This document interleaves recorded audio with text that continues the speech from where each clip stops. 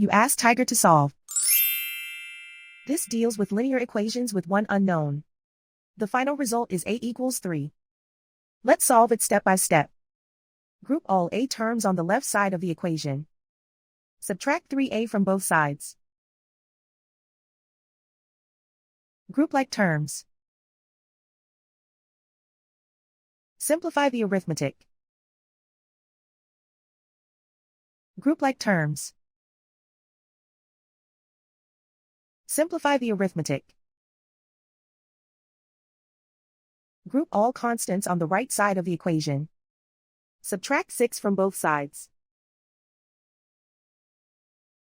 Simplify the arithmetic.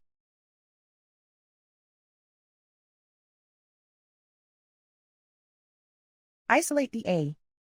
Divide both sides by 5. Simplify the fraction. Find the greatest common factor of the numerator and denominator. Factor out and cancel the greatest common factor. And so the final result is a equals 3.